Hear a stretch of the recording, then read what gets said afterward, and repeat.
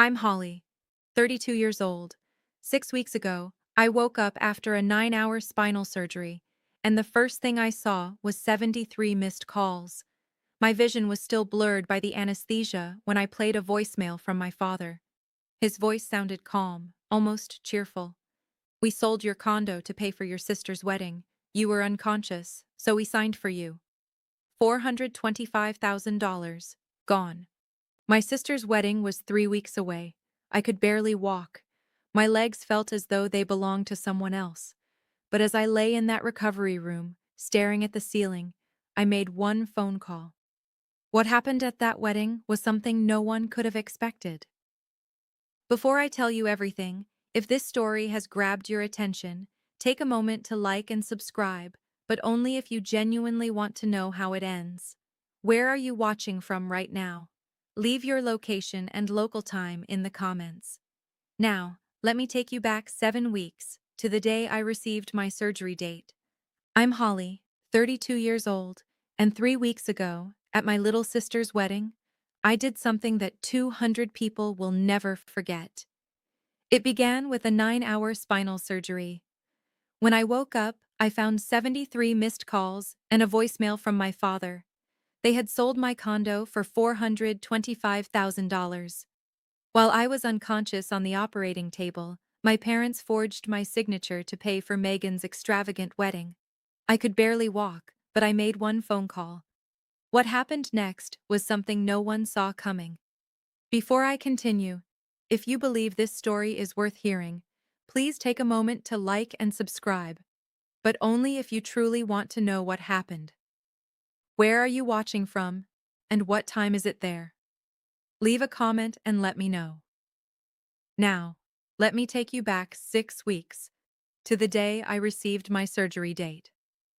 7 weeks ago, I sat in my neurologist's office and finally heard the words I had been waiting 3 years to hear.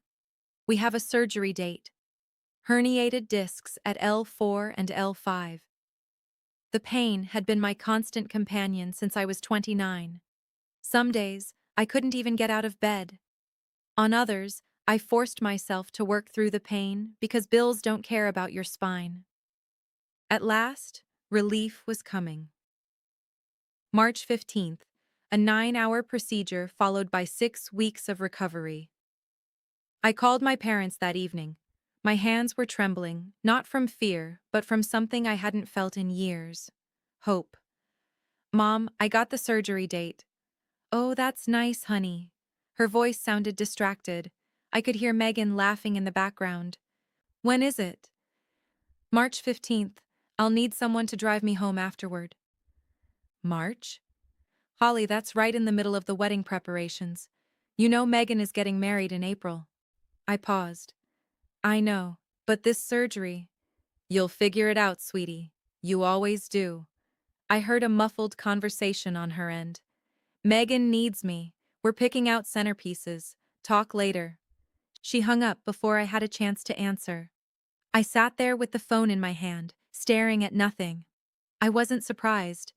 That was the worst part. I wasn't even slightly surprised. When I graduated from college, my parents weren't there. Megan had an audition, a casting call for a local car dealership commercial. She didn't get the part. When I bought my condo at 27, my father's first words were, "Why didn't you help your sister instead? She needs money more than you need another investment." For 32 years I had learned not to expect anything from them, but I had never completely learned to stop hoping. That was my mistake. Let me tell you about my sister. Megan is 28. She has been an influencer for 4 years and has 12,000 followers, most of them bought. She has never kept a job for longer than 3 months. When she turned 21, my parents bought her a car. When I turned 21, I was working double shifts at a restaurant to cover my tuition. "Holly can take care of herself," my mother always said. "Megan needs more support." Support. That was what they called it. I called it something else. During the week before my surgery, I arranged everything by myself. I hired a home care aide for the first 2 weeks of my recovery. I prepared meals in advance. I set up a bed in my living room so I wouldn't need to climb the stairs. My parents never once offered to help, but they called 3 times to ask whether I could contribute more money to the wedding fund. "It's going to be beautiful, Holly," my mother gushed during the final call. "The venue alone is $80,000, and Megan found the most gorgeous dress. It's $22,000, but she deserves it." "That's a lot of money, Mom. Daniel's family is very wealthy. We can't afford to look poor." Daniel was Megan's fiancé. I had met him twice. He seemed nice enough, quiet, slightly naive. His parents owned a chain of regional banks. "I already gave you $20,000 for the engagement party," I reminded her. "That was months ago, Holly. This is different. I'm having surgery in 5 days. I can't." "Fine." Her voice immediately turned cold. "We'll figure it out without you, like always." She hung up. Like always. I stared at my phone and then looked around my condo. 8 years of savings. 8 years of overtime, freelance jobs, and vacations I never took. This place was proof that I existed without their permission. I had no idea how much that proof was about to cost me. People ask why I cared so much about that condo. It was worth $425,000 in San Diego, which barely buys 800 square feet. It had a small kitchen, one bedroom, and a balcony about the size of a yoga mat. But the condo had never been about square footage. When I was 12, my father told me I wasn't the pretty one in the family. "That's okay," he said, as though he were being kind. "You're the smart one. You'll have to work harder, but you'll be fine." Work harder. Those words became my religion. I worked harder at school. Scholarships covered most of my college expenses, and I paid whatever remained myself. I worked harder at my job, climbing from junior developer to senior engineer in 6 years. I worked harder than anyone I knew. When I was 27, I walked into a bank and signed the papers that made me a homeowner. No one helped me. No one co-signed. No one handed me a check. For the first time in my life, I owned something that was entirely mine. That condo represented 8 years of my life, compressed into walls, windows, and a tiny balcony where I drank coffee every morning. It wasn't merely an investment. It was evidence. Evidence that I had value, even if my family refused to recognize it. And there was something else they didn't know. 5 years ago, my parents nearly lost their house. They were $180,000 in debt, with foreclosure notices arriving and desperate phone calls being made at midnight. I gave them $30,000. It was every penny I had saved for a down payment on a larger place. "We'll pay you back," my father promised. They never did. They never even mentioned the money again. So when I went into surgery, I had no idea that my parents had finally discovered a way to take what little I had left. March 15th, surgery day. I remember the fluorescent lights in the preoperative room, the nurse checking my IV, and the anesthesiologist explaining what was about to happen. "Count backward from 10, she said. I reached 7. 9 hours later, I opened my eyes in the recovery room. Everything hurt, my back, my throat from the intubation tube. Even my eyelids felt heavy. A nurse smiled down at me. "The surgery went well. How do you feel?" "Like I was hit by a truck," I whispered. She laughed softly and handed me my phone. "Your family has been calling a lot." I squinted at the screen. 73 missed calls, 47 text messages. My first thought was that something had happened to someone. My second thought was Megan's wedding. Something must have gone wrong with the wedding. I opened the voicemail from my father. It had been sent 4 hours into my surgery. His voice was casual, almost cheerful. I would later discover that they had planned this for weeks, finding a cash buyer, preparing the documents, and timing everything to coincide with my operation. "Holly, honey, it's Dad. So, we had a family discussion and, well, we've been working on something. We sold your condo. We found a cash buyer a few weeks ago, very motivated and willing to close quickly. We signed the final papers on your behalf today since you were unavailable. The money is going toward Megan's wedding. She deserves a beautiful day, and you weren't using that place much anyway, being single and all. You'll understand. Call us when you wake up. Love you. I played the message repeatedly. $425,000. Gone. The nurse noticed the look on my face. Ma'am, are you okay? Do you need pain medication? I didn't cry. I didn't scream. I simply stared at the ceiling and breathed. In, out, in, out. Something crystallized inside me. Something cold and clear. I knew exactly what I needed to do. And it began with one phone call, but not to my parents. 2 hours after waking up, I called my father. My hands weren't trembling. My voice was steady. The morphine helped, but mostly it was something else. The kind of clarity that comes when you finally see people exactly as they are. He answered on the second ring. Holly, you're awake. How was the surgery? You sold my condo. A pause. Ah, you got my message. While I was unconscious. Well, yes. We needed to move quickly. The buyer. You forged my signature. Another pause. Longer this time. Forged is a strong word, sweetheart. We simply facilitated the transaction. You would have agreed anyway. Would I? Of course. Family helps family. Megan needed. What Megan needed, I said slowly, was $425,000 that didn't belong to her. It's not like that. His voice shifted, becoming defensive, familiar. You have a good job. You'll earn it back. Megan and Daniel are beginning a life together. This wedding will establish them socially. It's an investment in the family. Dad, what you did is a felony. Silence. Forgery, fraud, theft. I allowed each word to land. Those are crimes. You're talking to your father as if I'm a criminal. His voice rose. After everything we've done for you, all those years of feeding you and housing you. You stopped housing me when I was 18. I've paid my own way ever since. This is how you repay us? Repay you for what? For selling my home while I was on an operating table? He sputtered. I heard my mother's voice in the background, sharp and panicked. Holly, you're upset. We'll talk when you're calmer. He began to hang up. Dad, I said quietly, you're going to regret this. The line went dead. He had no idea how right I was. 20 minutes later, my mother called. Holly Marie Sullivan. Her voice was ice cold. What did you say to your father? The truth. The truth? She laughed, a sharp, bitter sound. The truth is that we sacrificed everything for this family, and you're lying in a hospital bed, threatening us. Mom, you stole my home. We borrowed it. There's a difference. You forged my signature. You sold my property. There was no borrowing involved. Stop being dramatic.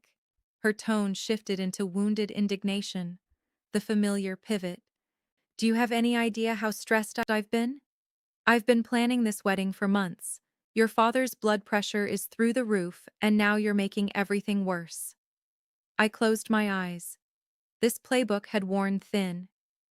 Mom, I just underwent major spinal surgery. I can barely feel my legs, and you're telling me that I'm making things worse? Megan is getting married, Holly. This is the most important day of her life. Why can't you simply be happy for her? I was happy for her before she took more than $400,000 from me. She didn't take anything. We made a family decision. Without me. You were unavailable. I was unconscious. She huffed. Same thing. You would have said no anyway. You've always been selfish. I let the word linger in the air. Selfish. 32 years of working, saving, and asking for nothing. Yet I was the selfish one. Mom, I said softly, do you know who owns the house you're standing in right now? She hesitated. What? The house where you and Dad live. Do you know who owns it? She gave a confused laugh.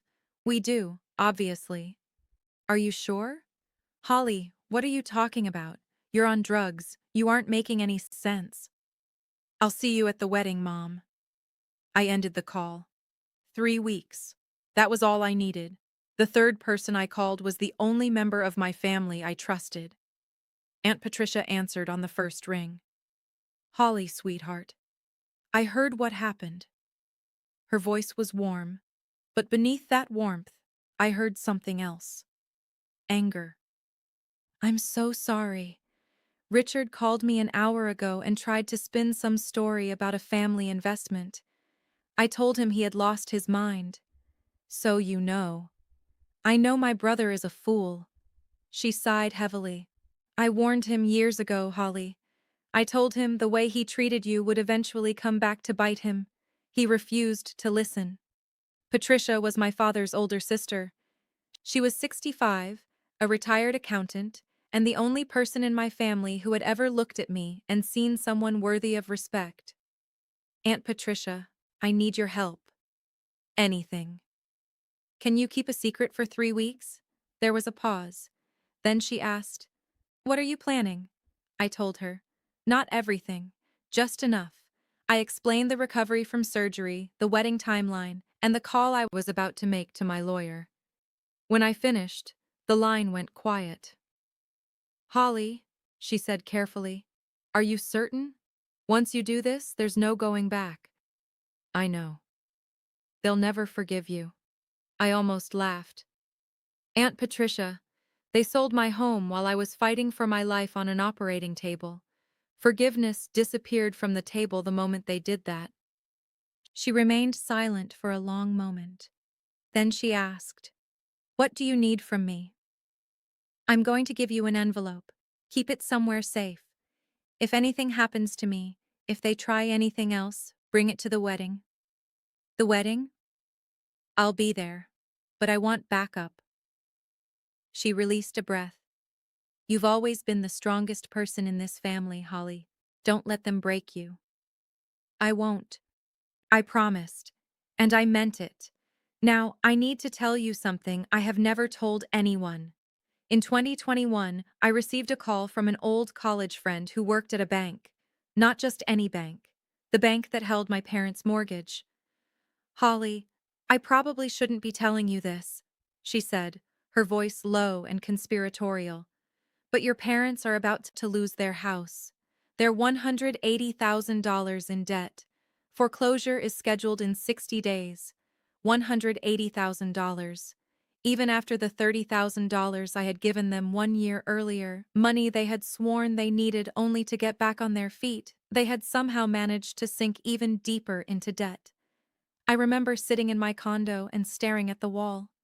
These were the same parents who had missed my graduation, never acknowledged my achievements, and treated me as an afterthought throughout my entire life. Now they were about to become homeless. I had a choice. I could let them fall. I could allow them to face the consequences of 30 years of financial recklessness. I could let them discover what life looked like without a safety net. Or, I called a lawyer. His name was Marcus Smith, and he specialized in real estate law. I explained what I wanted to do. You want to purchase your parents' debt, he said slowly, and then buy the house without them knowing it's you? Yes. That's unconventional. Can it be done? It could be done through an LLC, anonymous ownership, legal, clean, and invisible. 3 weeks later, I owned my parents' house. They believed that some faceless investment company had rescued them. They signed a lease allowing them to rent the house they had lived in for 20 years, never knowing that their eldest daughter was their landlord. Every month, their rent payment went into my account. They had no idea. I hadn't done it for revenge, not then. I had done it because, despite everything, I still loved them. I wanted them to have a home, even though they had never given me one. But 4 years later, lying in a hospital bed and knowing what they had done, that love had finally reached its limit. 3 days after my surgery, Marcus Smith came to my hospital room. He was a tall man in his mid-40s, with the calm demeanor of someone who had witnessed every possible form of family disaster. He had been my lawyer since the house purchase, keeping my secret safe for 4 years. I pulled the documents from your condo sale. He placed a folder on my bedside table. It's worse than I expected. Tell me. They used a forged power of attorney. The signature doesn't even remotely match yours. He showed me the document. My supposed signature looked like a child's imitation. The notary stamp belongs to a man in Nevada who has been flagged before for rubber stamping documents without proper verification. Your father probably found him online. It's a federal offense, but people like this exist. Can we reverse the sale? Marcus shook his head. The buyer is an innocent third-party purchaser. They had no idea the documents were fraudulent. Unwinding the transaction could take years, and even then, there would be no guarantee that you'd recover the property. I absorbed his words. $425,000. Gone. But Marcus continued. You still have options. You could pursue criminal charges, fraud, forgery, and identity theft. Your parents could face serious prison time. What else? He paused, then pulled out another document. The house. My parents' house? Your house. He met my eyes. You still own it, free and clear. And their lease? He checked his notes. It expires on April 19th, 1 week after the wedding. I calculated the dates. April 19th. Megan's wedding was on April 12th. So their lease expires 1 week after the wedding. Marcus slowly nodded. If you wanted to serve them with a notice to vacate, you could do that. Well, any time. They would have 30 days from the date the notice was issued. I stared at the ceiling. 30 days. There's something almost poetic about that timing, Marcus said carefully. For the first time since waking from surgery, I smiled. Draft the notice, I said. I'll tell you when to serve it. 1 week before the wedding, Megan called me. I was home by then, moving slowly with a cane, but at least I was moving. The pain was manageable, and my mind was clear. Holly. Her voice was coated in sugar and poison. I heard you've been upsetting Mom and Dad. Have I? They said you threatened them over some money thing. Some money thing? I laughed softly. Megan, they sold my condo, the home I purchased with 8 years of savings. Right. She stretched out the word. But, that was a family decision. You're single. You don't need a place that large. It was 800 square feet. Still, it's not as though you have a husband or children. I allowed the silence to stretch between us. Megan, did you know where the money came from? Another pause, then she answered too quickly. I don't involve myself in financial matters. That's between Mom and Dad. But you knew. I didn't. You suggested it, didn't you? The realization struck me like ice water. You told them that I owned the condo. You told them I was going into surgery. You knew I would be unconscious. That's not, I only mentioned. She was stumbling over her words now. I only said you had assets you weren't using. It was just a suggestion. They were the ones who made the decision. You pointed them toward me like a weapon. You're being dramatic. Her voice hardened. You've always been jealous of me, Holly. You're 32 and alone. Nobody wants you, and now you're trying to destroy my wedding because you can't stand to see me happy. I closed my eyes and breathed. I'll see you at the wedding, Megan. You'd better not cause a scene. I wouldn't dream of it. I hung up. She had painted the target on my back. Now she would get to watch the arrow fly. The following day, Megan went public. Her Instagram story appeared at 7:43 p.m. It was a carefully staged photograph taken in what appeared to be a bridal boutique. Mascara streaked her cheeks, and her lower lip quivered. The caption read, "When someone in your own family is so jealous of your happiness that they try to destroy your wedding. My sister is threatening to ruin the most important day of my life. Just because she's alone and bitter doesn't mean she gets to steal my joy." Within an hour, the comments exploded. So sorry, Queen. Don't let the haters win. Jealousy is ugly. Families should support each other. Your sister sounds toxic. Cut her off. Then my phone began ringing. Aunts, uncles, cousins, friends of my mother. Holly, how could you? Megan is devastated. Why are you doing this to your family? Not one person asked to hear my side. Not one person questioned Megan's version of events. I didn't respond to any of them. Instead, I took screenshots of everything. The post, the comments, the private messages from relatives calling me selfish, jealous, and pathetic. Every single word. My cousin David called, attempting to act as a mediator. Holly, can't you simply apologize for the family's sake? Apologize for what? For whatever you did to upset Megan. David, they sold my home while I was undergoing surgery. They forged my signature. Silence. Well, he finally said, I'm sure there are two sides to every story. I hung up. Two sides.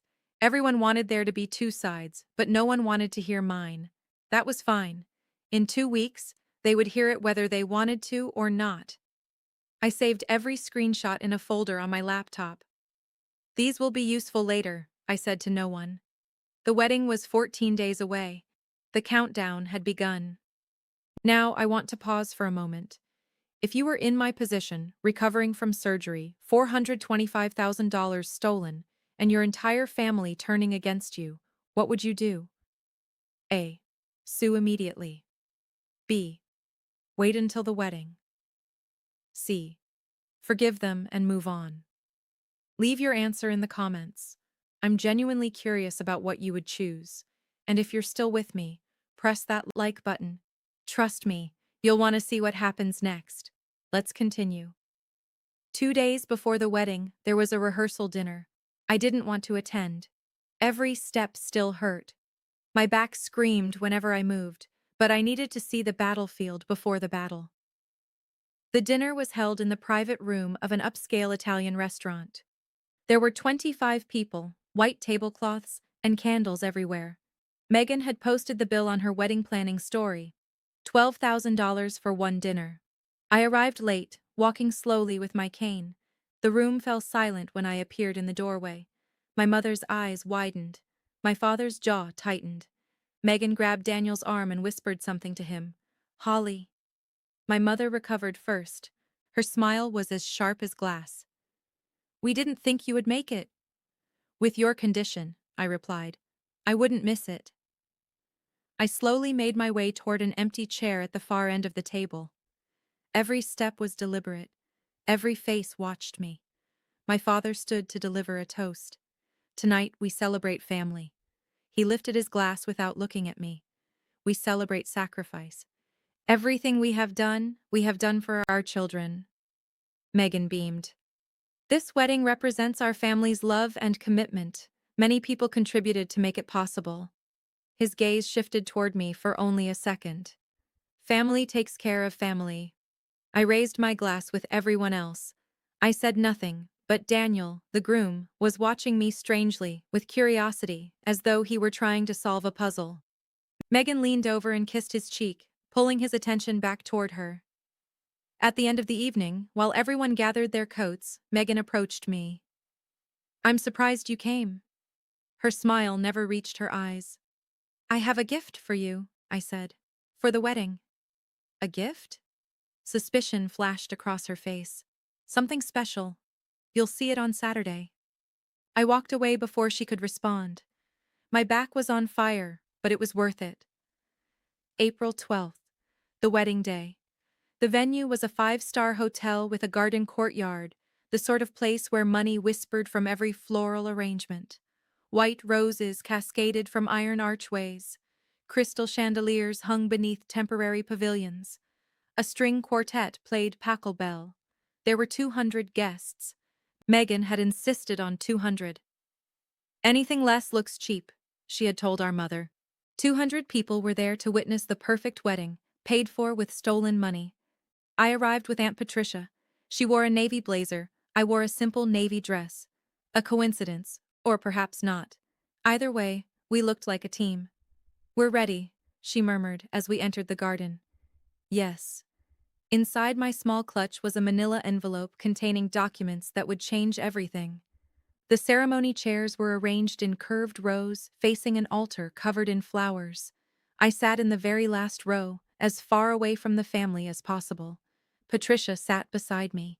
I saw my parents in the front row. My mother wore champagne-colored silk and was already dabbing at her eyes. My father wore a tuxedo that probably cost more than my first car. Then Megan walked down the aisle in $22,000 worth of white lace, her veil floating behind her like a cloud. She looked beautiful. She looked triumphant. As she passed my row, her eyes met mine. A small, satisfied smile crossed her lips. I smiled back. Daniel waited at the altar, nervous and hopeful. He had no idea who his bride truly was or what his new family had done. The officiant began the ceremony. When he reached the part asking whether anyone objected, "Speak now or forever hold your peace," several people turned their heads toward me. I didn't move. Megan's smile widened. "Not yet," I thought. "Not here. Your moment will come at the reception, in front of everyone, where it belongs." The ceremony was beautiful. I'll give them that. They exchanged vows. They placed rings on each other's fingers. Daniel kissed his bride while 200 people applauded. My mother cried. My father beamed. They looked like the perfect, proud parents. I watched from the final row, my expression neutral and my heartbeat steady. Patricia squeezed my hand once. After the ceremony, the guests moved toward the reception tent, a massive white structure decorated with chandeliers and round tables draped in ivory. The dance floor was large enough for 50 people. The head table stood on a small raised platform. The bride and groom sat in the center with their parents beside them, a throne for the royal family. I found my assigned seat at table 14, near the kitchen entrance, the table reserved for relatives nobody wanted to speak to. My companions were a great uncle with hearing aids, a second cousin who was clearly already drunk, and Aunt Patricia who had specifically requested to sit beside me. "They put you in Siberia," Patricia muttered. "I expected nothing less." Dinner was served, filet mignon and lobster tails, bottles of wine costing $300 each, a wedding cake that resembled an architectural monument. Megan laughed at the head table, constantly touching Daniel's arm, claiming him, displaying him. My father tapped his glass. The room grew quiet. "Before we begin the toasts," he announced, "I want to say a few words about this incredible day." Here we go, I thought. This wedding represents everything our family believes in: sacrifice, unity, and love. He paused, puffing out his chest. "Many people made this possible. Our wonderful daughter Megan, our new son Daniel, and his generous family." His gaze swept across the room, briefly landing on me. "Everyone who contributed to making this day special." Contributed. He actually used the word contributed. Under the table, Patricia reached for my hand. "Not yet. Almost." My father continued speaking, his voice swelling with self-congratulation. "Raising two daughters has been the greatest privilege of my life." He turned toward Megan, his eyes glistening. "Megan, you have always been the light of this family. Your kindness, your grace, your beauty, inside and out." Megan dabbed her eyes with a monogrammed napkin. "And Holly." He paused. The entire room seemed to hold its breath. "Holly is also here today, and we're grateful for her contributions." A few uncomfortable chuckles moved through the room. "In fact," he raised his glass, "I think Holly should say a few words. Come up here, sweetheart. Give your sister a toast." Everyone turned to look at me. I saw my mother's face. Her smile was frozen, but the warning in her eyes was unmistakable. "Don't make a scene." I saw Megan's face, too. Triumph covered her fear. She thought she had won. 200 people watched me, expecting either an awkward acceptance or a dramatic refusal. I reached for my cane. Slowly and carefully, I stood. The walk to the front of the room seemed to take forever. Every step was deliberate, and every face followed me. My cane tapped against the polished floor like a metronome counting down to an explosion. I climbed the 2 steps onto the platform. My father handed me the microphone, his smile tight. "Don't take too long," he whispered. I turned to face the crowd. 200 people. Crystal chandeliers, flower arrangements worth more than most people's monthly rent, and a microphone in my hand. I looked at Megan. She was gripping Daniel's hand so tightly that her knuckles had turned white. "Thank you, Dad," I said into the microphone. "You're right. I've actually contributed quite a lot to this wedding." The room fell silent. "Let me tell you exactly how much." 6 weeks ago, I began, my voice steady. "I underwent major spinal surgery. I spent 9 hours on an operating table." A few sympathetic murmurs came from the crowd. While I was unconscious, while doctors were literally cutting into my spine, my parents made a decision. They sold my condo. The murmuring stopped. $425,000. My home. 8 years of savings. They forged my signature on a power of attorney and sold it without my knowledge or consent. My father stepped forward. "Holly, this isn't—" "Don't." I didn't raise my voice, but he stopped. "You had your speech. This one is mine." I pulled the envelope from my purse. "I have the documents, the forged signature that doesn't match mine, the fraudulent power of attorney, all of it." Gasps rippled through the crowd. Guests turned toward one another, confused and horrified. "But that isn't why I'm here." I met Megan's eyes. "I'm not here to ruin your wedding. I'm here to give you a gift." I removed a second document. "This is the deed to 247 Maple Drive, my parents' house, the home they've lived in for 20 years. My mother stood. "What does that have to do with—" "In 2021, when you were about to lose that house to foreclosure, someone bought it. An anonymous investor. You believed you had been paying rent to that investor ever since." I let the silence stretch. That investor was me. My mother's face turned white. My father grabbed the edge of the table. "I own your house," I said quietly. "I've owned it for 4 years. And your lease? If I choose to send the notice, it expires exactly 30 days from today." The room erupted. Voices rose. People gasped. Chairs scraped against the floor. For the first time, Megan looked afraid. The next 60 seconds were complete chaos. My father lunged toward me. "You're lying. That's impossible." "It's public record, Dad. You can check it yourself." My mother was hyperventilating. "How could you? Why would you?" "I saved your house because I loved you." I allowed the words to settle. "Even though you never loved me back." From the rear of the tent, a figure began approaching. Marcus Smith wore a crisp gray suit and carried a leather briefcase. "Who is that?" my father demanded. "My attorney." I stepped aside as Marcus joined me on the platform. "He's here to verify everything I've said." Marcus addressed the room with professional calm. "My name is Marcus Smith, and I'm a real estate attorney. I can confirm that Holly Sullivan is the legal owner of the property at 247 Maple Drive. I can also confirm that the power of attorney used to sell her condominium was fraudulent. My client has grounds to pursue criminal prosecution." The room went completely silent. Then Daniel stood. "Wait." His voice was shaking. "The money for this wedding, the $300,000 your parents contributed?" He looked at my mother. "That came from Holly's condo?" My mother couldn't meet his eyes. "You paid for our wedding with stolen money?" Daniel's voice rose. "You told me it came from savings, from a family trust." Megan grabbed his arm. "Daniel, baby, it's complicated." "Complicated?" He pulled away from her. "Did you know?" She opened her mouth and then closed it again. Her silence was answer enough. Daniel's parents rose from their seats. His mother's expression was hard as stone.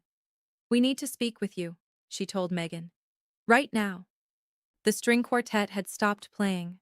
Servers stood frozen, still holding bottles of champagne. 200 guests watched the most expensive wedding they had ever attended collapse in real time. And I hadn't raised my voice once. Daniel walked off the platform. Megan stumbled after him in her $22,000 dress, nearly tripping over the hem. "Daniel, please, let me explain." He spun around. "Explain what? That your family stole from your own sister to pay for this?" He gestured toward the tent, the flowers, and the champagne towers. That you knew about it and said nothing? I didn't. I mean, I thought. You thought what? That it was acceptable because Holly was unconscious? Megan began crying. Real tears this time. Mascara streamed down her cheeks. I watched from the platform. I didn't feel triumphant. I didn't feel satisfied. I only felt tired. Daniel's mother approached Megan with the careful precision of a surgeon. We need to discuss some things, dear. Privately. Mrs. Whitmore, please. Now. They disappeared into a side room. Daniel followed them. The door closed with a decisive click. At my feet, my mother remained seated at the head table, staring blankly ahead. My father paced like a trapped animal, muttering about lawyers and betrayal. Aunt Patricia appeared beside me. It's done, she said quietly. Not quite. I looked across the room at the shocked faces, the whispered conversations, and the phones recording everything. But almost. I picked up the microphone one final time. I want to make something clear. I didn't do this for revenge. I did it because the truth deserves to be told, and because... My voice caught for only a moment. Because I deserve to be treated like a human being. I placed the microphone down and walked off the platform. The crowd parted before me like water. Nobody tried to stop me. Nobody said a word. Outside, the spring air felt cool and clean. It was over. Almost. Now, if you thought that was the end, you would be wrong. What happened after the wedding? What Daniel discovered about Megan changed everything. Before I tell you the rest, if you haven't subscribed yet, this is your moment. Hit that button. I promise the next part will shock you even more than everything you've already heard. Leave a comment. What do you think Daniel did next? Let me finish the story. I didn't leave the venue immediately. I sat on a bench in the hotel garden and watched the sunset turn the sky orange and pink. People slowly emerged from the reception tent in small groups. Some left immediately. Others remained behind, whispering and gossiping. Several relatives approached me. My cousin David, the same person who had told me there were two sides to every story, couldn't look me in the eyes. Holly, I didn't know. I'm sorry. I simply nodded. Great Aunt Margaret, my father's aunt, gripped my hand with surprising strength. I always said Richard didn't deserve you. Your grandmother would be proud. That made tears rise in my eyes. But the person who surprised me most was Daniel's mother, Sandra Whitmore. She sat beside me, her Chanel suit somehow still immaculate despite the chaos. Holly. Her voice was cool but not unkind. I want you to know that we had no idea about any of this. I know. Daniel is devastated. She paused. He's questioning everything right now. I'm sorry, that wasn't my intention. Wasn't it? She studied me. No, I don't believe it was. You only wanted the truth to come out. She stood and brushed off her skirt. For what it's worth, I believe you did the right thing. A marriage built on lies was never going to last. She walked away before I could answer. From inside the tent, I could hear raised voices, my father shouting at someone and my mother crying. Megan emerged from the side room alone. Daniel wasn't with her. She saw me sitting on the bench, and her face twisted with rage. She started walking toward me, but then stopped, turned around, and went back inside. Smart choice. The string quartet began playing again in some ironic attempt to restore normality. But nothing about that day was normal anymore. An hour later, after most of the guests had gone, Daniel found me. He was still wearing his tuxedo, but his bow tie hung loosely around his neck. His eyes were red. Holly. He sat heavily on the bench beside me. I need to tell you something. You don't owe me anything, Daniel. No, I do. He ran a hand through his hair. I've been such an idiot. I waited. 3 months ago, when Megan and I first became engaged, my laptop disappeared. I'd left it at her apartment overnight. He laughed bitterly. She claimed it must have been stolen during a break-in. Nothing else was taken. Only my laptop. It was gone. What was on it? Financial records. Details about my family's holdings. Information about my trust fund. He looked into my eyes. At the time, I thought it was simply bad luck. Now the pieces began falling into place. She was researching your family before you even proposed. I think she targeted me. His voice cracked. I think she discovered my family had money and engineered the entire relationship. The chance meeting at the charity event. The way she always knew exactly what to say, what I liked, and what I wanted to hear. I didn't know how to respond. What could anyone say to a man who had just discovered that his entire relationship might have been a con? I'm sorry, I finally managed. Don't be. You saved me. He stood. I've already spoken with my parents' lawyer. We're filing for an annulment on the grounds of fraud. The marriage isn't even 12 hours old. And Megan?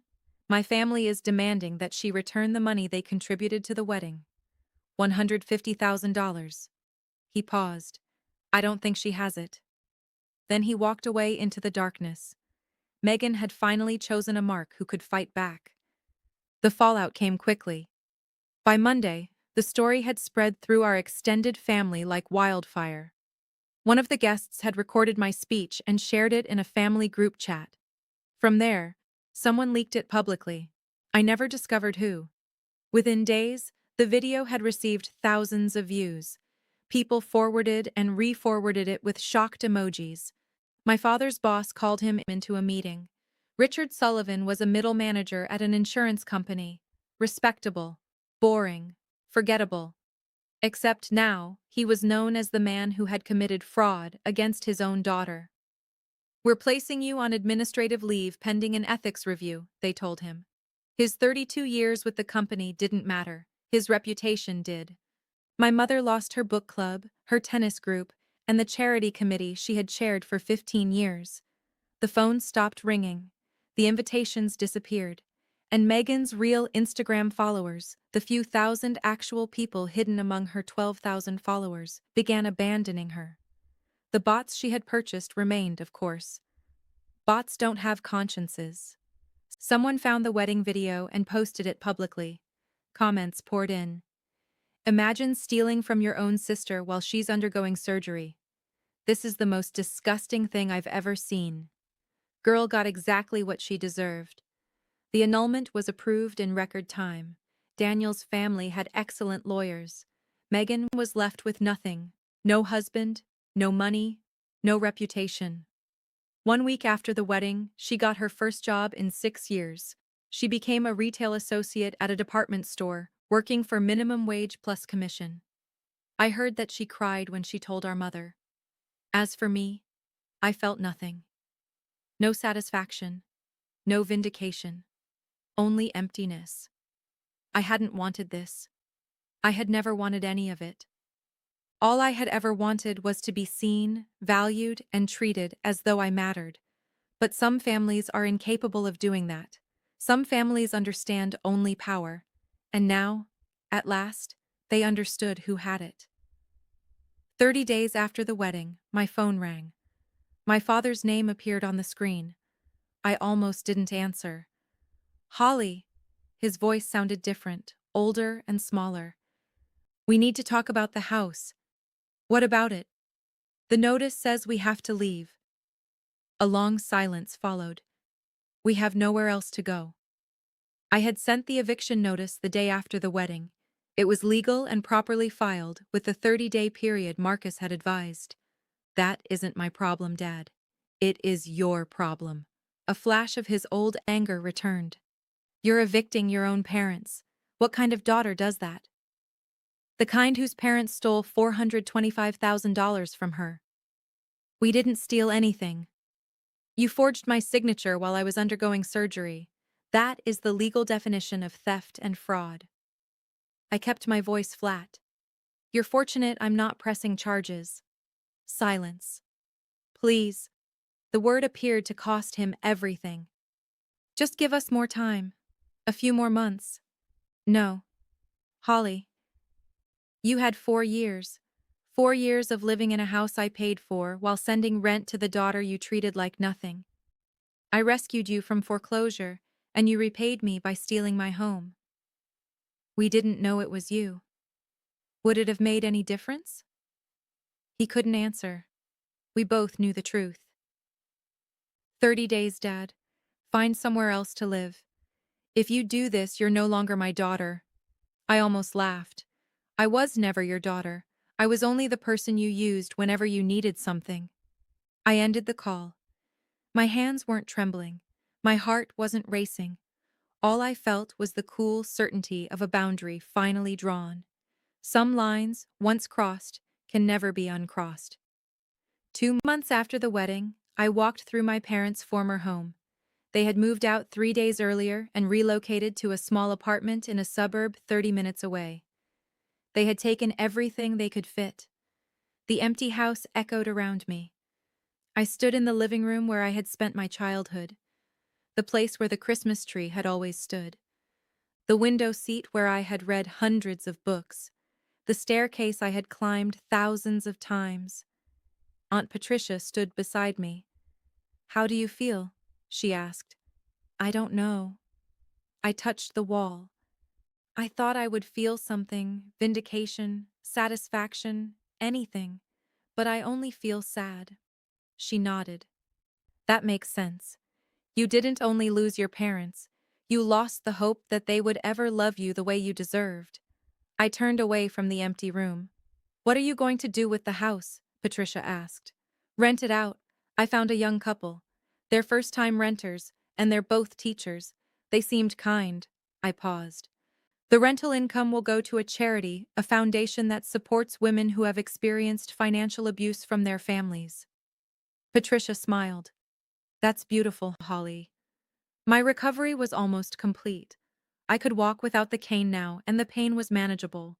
My body was healing. My heart needed more time. Megan texted me once, 2 weeks after the wedding. "I hope you're happy. You destroyed everything." I didn't respond. Daniel sent me a short email. "Thank you for telling the truth. I know what it cost you. I won't forget it." I saved that message. I locked the front door of my parents' house, my house, and walked toward my car. The spring sun felt warm. Birds sang from the maple tree. Somehow, life continued. 3 months after the wedding, I saw my mother. I was walking through the park near my new apartment, a smaller, temporary place where I planned to stay while deciding what to do next. The condo money was gone, but I still had my job, my savings, and my self-respect. She was sitting alone on a bench beside the fountain. She looked older and smaller. Her hair contained more gray than I remembered. Her clothing was less polished, a plain cardigan instead of the tailored blazers she had always worn. Our eyes met. For a long moment, neither of us moved. Then I walked toward her. I don't know why. Maybe I wanted closure. Maybe I was curious. Maybe some small, stubborn part of me still held on to hope. I sat beside her, leaving space between us. She stared straight ahead. "I didn't expect to see you here." "I live nearby now." Silence. The fountain burbled. Somewhere in the distance, children laughed. Are you okay?" She finally turned toward me. Her eyes were red-rimmed and exhausted. "I'm okay, Holly." Her voice broke. I didn't want." I waited. Part of me desperately wanted an apology. A genuine apology. Something that acknowledged the decades of neglect, the theft, and the betrayal. But she only shook her head and looked away. "You should go home, Mom. It's getting cold." She nodded slowly and stood from the bench. Then she paused. "I wish—" She stopped. "I know." She walked away without completing the sentence. I watched her until she disappeared around the bend in the path. I remained there for a long time, feeling the cool air against my face. I didn't hate her. I didn't love her either. I was simply done. Some relationships cannot be repaired. Some damage runs too deep, and that is okay too. So, that's my story. If you were hoping for a happy ending in which we all reconcile and become a loving family, I'm sorry. That isn't how life works. My parents live in their small apartment. We don't speak. Sometimes Aunt Patricia gives me updates, but I've stopped asking for them. Megan is still working in retail. Patricia tells me she has started therapy. I don't know whether it will help. I hope it does, not for her sake, but for the sake of whoever she becomes next. Daniel remarried 2 years later. His new wife is a teacher from Connecticut, and they have a baby now. He sent me a birth announcement. I thought that was kind. As for me, I'm 34 now.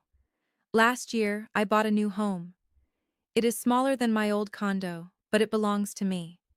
Every brick, every floorboard, and every window is mine because I earned it again. The cane is still somewhere in my closet, reminding me of how far I have come. Here is what I learned. Setting boundaries isn't revenge, it's self-respect. Being family doesn't give anyone the right to hurt you. Blood doesn't erase betrayal. And sometimes, the most loving thing you can do for yourself is walk away.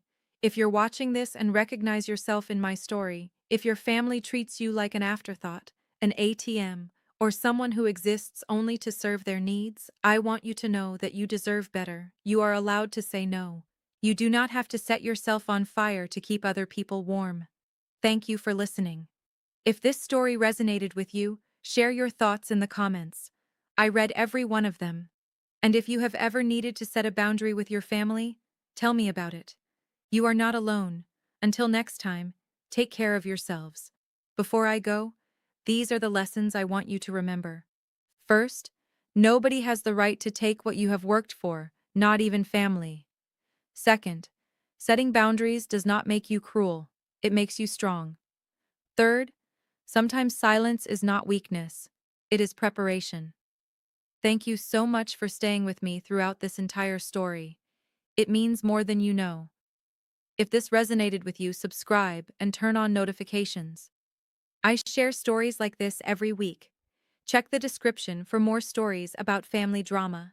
And if you have a story of your own, I would love to read it in the comments. Take care of yourself. You matter. Don't allow anyone to convince you otherwise. I'll see you in the next one.